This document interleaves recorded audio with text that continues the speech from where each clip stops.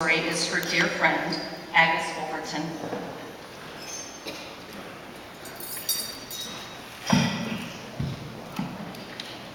I have the pleasure to present Amy's story to you on behalf of her daughter, and she couldn't be here today.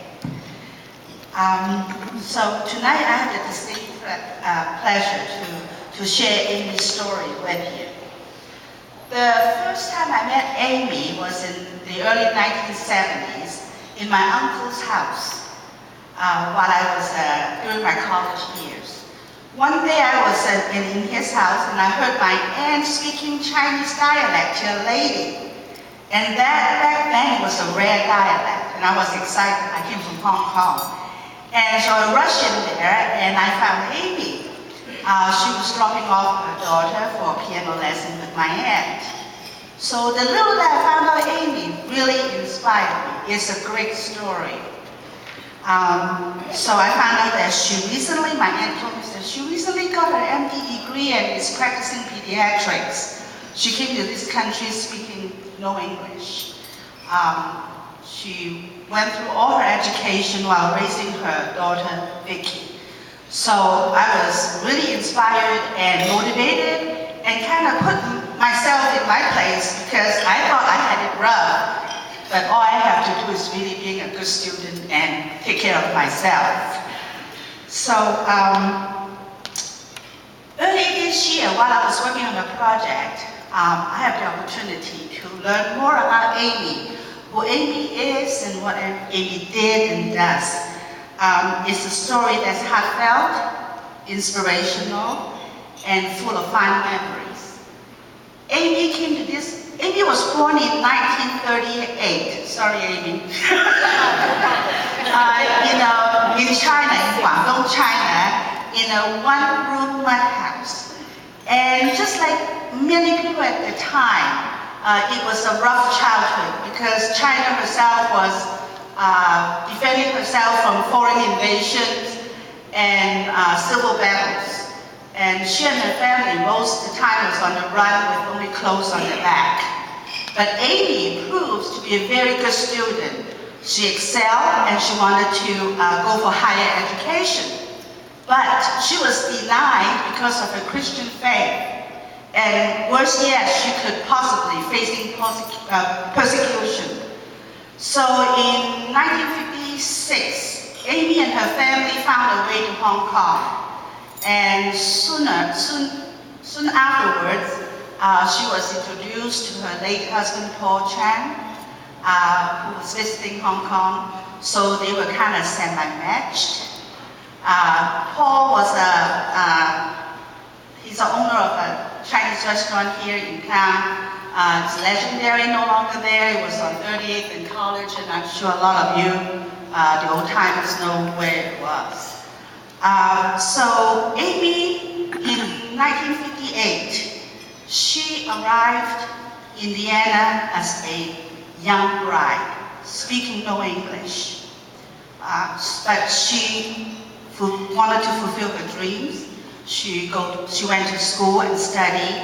And in 1971, she graduated, she got her doctorate in pediatrics while raising her daughter, Vicky. In 1974, she started her own private practice. And she and Paul, her late husband Paul, well, before that, let me go for this. While she was in her private practice, she never forget people who are in need in the community. She provided free medical services to people who has language barrier and to people who cannot afford medical care because they didn't have insurance. So, and Amy's still doing that, and we can find her name in our roster, in our schedule, in our Chinese free clinics today. So she's still doing that, even though she's retired. So, 1974, Amy and Paul started the World Mission. Until 1992, after Paul's passing, after the trip to Ghana, Africa. And Amy continued her work, World Mission, medical mission work from 1996 with Pastor Ditch until today. So she's a world traveler, but not in the normal sense.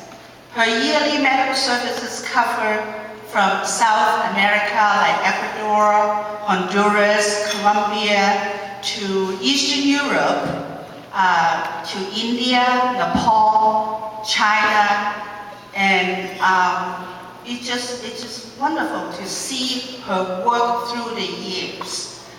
Couple works that's worth mentioning to you is in 2001, Amy and Pastor Ditch bought a building in Kyrgyzstan, which is neighboring to Xinjiang province in China.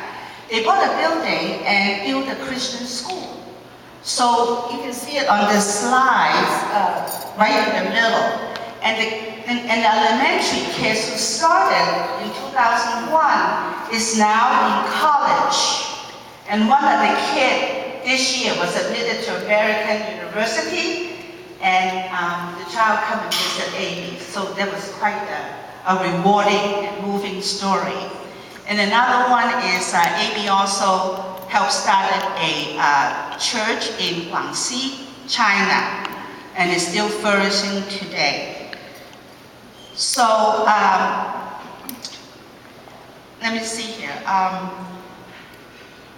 Amy, we thank you very much for all you have done.